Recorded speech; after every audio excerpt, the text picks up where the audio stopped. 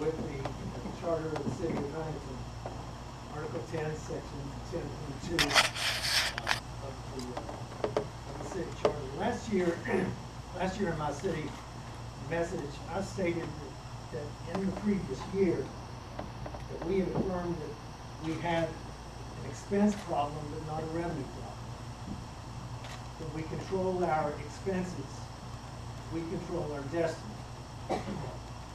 Council members, you conscientiously monitored the financial activity of each department, and your oversight has enabled the city's financial status to become an example of professional crime.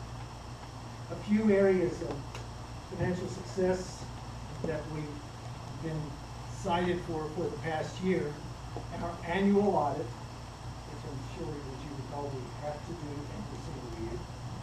Our annual audit had 0 findings, first time ever. Public safety pensions, some might recall that at one time that we were 7 or more months in arrears. Now, pension payments have caught up, and as of this month, we were only 1 month in arrears. The budget now for the second consecutive year will have in excess of a $6 million surplus, while staffing levels recommended in the budget are being maintained, and we're going to also be funding unsurpassed capital expenditures without a tax or fee increase.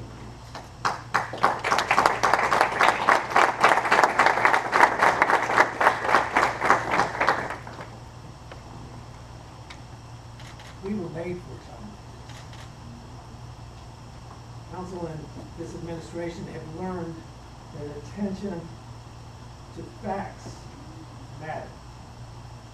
When presented with factual data, effective policy can be enacted. We live by the mantra, "In God we trust."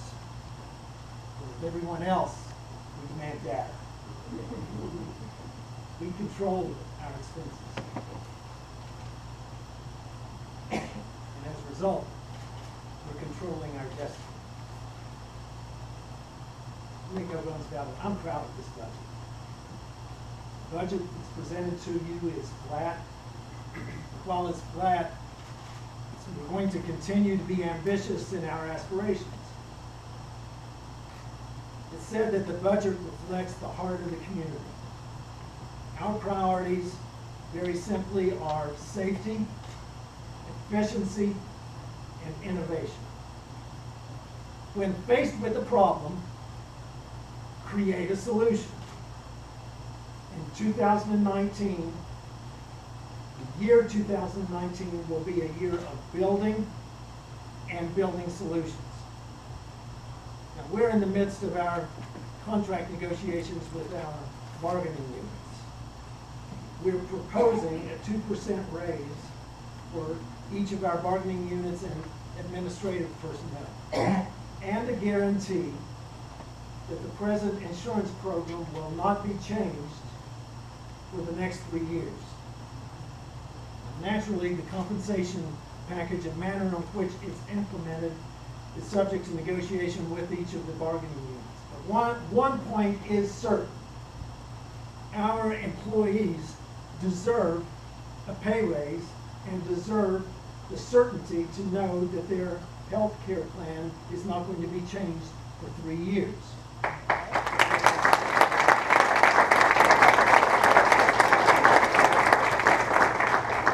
They deserve it, and we can afford it. So let's look at each of the departments. In finance, the problem that we've had to deal with have been uncontrolled expenses. The solution has been tight fiscal controls.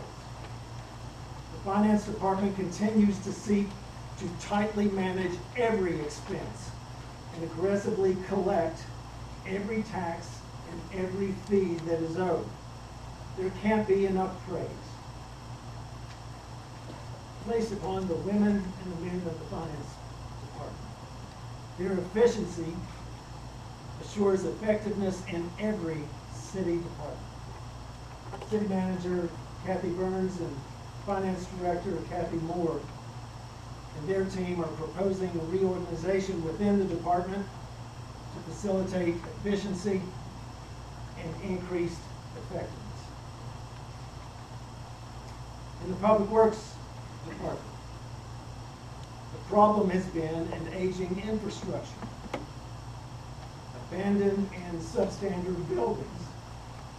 The solution is innovation, invention, and an aggressive demolition program. Public Works Department continues to assure that they provide innovative solutions by saving tens upon tens of thousands of dollars by designing and building their own equipment rather than going out and buying it from someone else. Since 2013, $7,366,000 has been allocated. $7,366,000 has been allocated for paving a total of 35.7 miles. Since 2016, 109 sidewalk projects have been completed, totaling 1.35 miles. In this public-private partnership, property owners have invested $61,142 in this sidewalk program, while the Public Works Department provided the workforce to be able to get the job done. Public Works Department, in its third year of citywide alley, has had a third year of a citywide alley sweep program to clear alleys of loose trash, low-hanging limbs, and brush. The areas that have been cleaned is Altizer, Guyandotte, High Lawn, Fairfield East and West, the South Side, West Huntington, and Westmoreland. Public Works has continued its weekend street cleanup program in the downtown area during the spring, the summer, and the fall. This spring, $1.5 million of paving will be provided to complete the paving program for the current fiscal year. An additional paving of $800,000 will be scheduled for the fall paving program. For those who are a little bit remedial in math, that means $2.3 million of paving in this calendar year alone.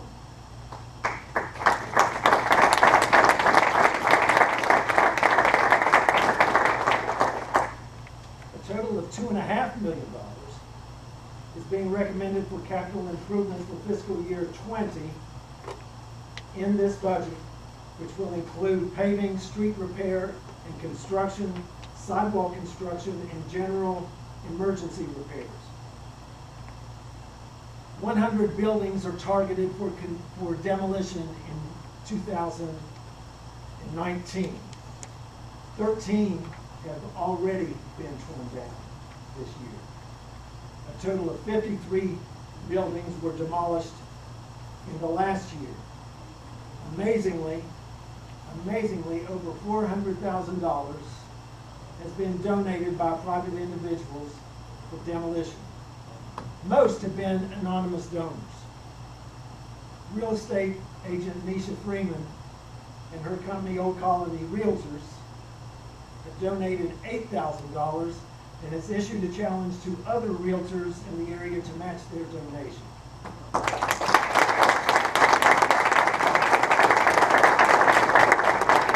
We've all witnessed Nisha's passion for our community and appreciate the fact that in every public appearance, she challenges her audience to donate to demolition efforts. Nisha, would you please stand up and let everybody see?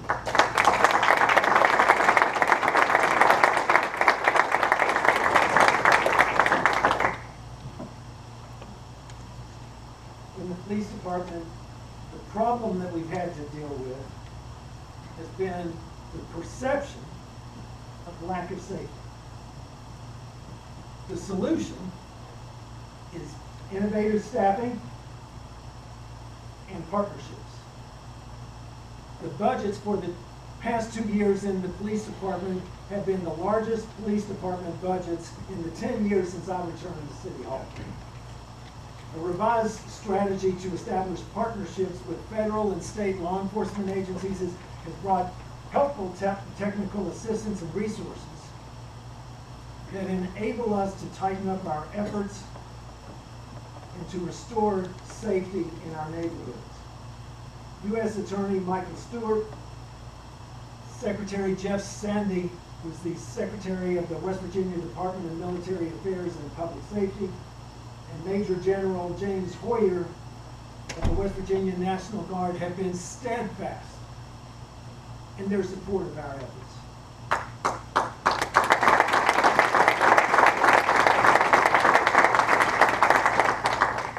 With everyone, a telephone call immediately is picked up, or if it can't be picked up, it's immediately responded to. We're true partners. The command staff of the police department has set a standard that permeates throughout the department. There is one goal: the renewed safety, the renewed sense of safety in our neighborhoods. New deployment and scheduling strategies are assuring that more officers are on the street. All hands on deck. One mind. One goal. And the results speak for themselves. Murder is down 52.94%. Robberies are down 30.28%. Burglary is down 17.58%. Aggravated assault is down 20.42%. Violent crime is down 20.94%. Property crime is down 12.28%. Total offenses in 2017 were 10,125. Total offenses in 2018 were 8,292, a reduction of 18.10%. We aren't where we want to be.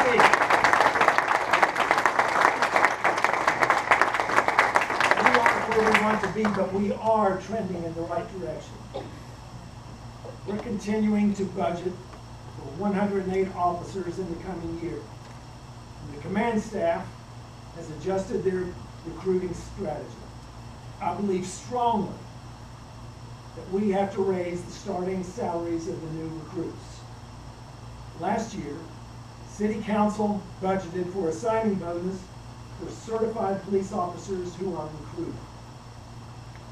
We're committed to attracting and retaining the best, but we will not sacrifice quality for quantity. Presently, every officer working a patrol zone is driving a new marked cruiser. 18 new vehicles have been purchased this year. 10 cruisers have been purchased utilizing general fund appropriations. An additional 8 vehicles were purchased using asset forfeiture and seizure money.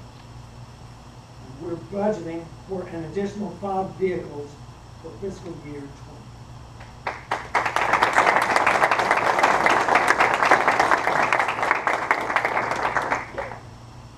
In the fire department, the problem has been aging stations and equipment. The solution is to renovate or replace stations, create annual rotations for apparatus and equipment. The budget passed for the fire department last year was the largest budget in the history of the fire department. This year's recommended budget is even larger. Much planning involving the rank and file has taken place during the past year regarding facilities. We have, in particular, we have particular concerns about 3 of our 6 stations. These must be addressed immediately. We're scheduling the complete overhaul of the Guy and Dot station. A new fire station will be constructed on 20th Street and 9th Avenue to replace the present station at 20th Street and 6th Avenue. Property has been acquired, plans have been commissioned, the replacement station is being funded utilizing CDBG funds and general fund appropriations. A new station in Westmoreland will be constructed to replace the old station. We're engaging an architect to complete the planning process, which will affirm where the station will be located, and once that's completed, will be commissioned, and we will be following the same process for the Westmoreland station that we have been following for the 20th Street station. In turn, in the fire department, we have an aging fleet, and we believe that we need a rotating schedule to replace vehicles and apparatus each year. This year, we purchased a new pumper and a new vehicle. The proposed budget is also recommending a new vehicle purchase and a new apparatus that will be determined by the command staff of the fire department. It's necessary that the rank and file also have proper gear.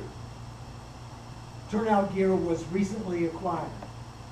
There's a need for each firefighter to have a set of backup gear. We're budgeting for a new set of turnout gear for each firefighter. Once that is in, the gear that was recently purchased will become the backup gear. Firefighters, the fire department was budgeted for 95 firefighters last year. They are fully staffed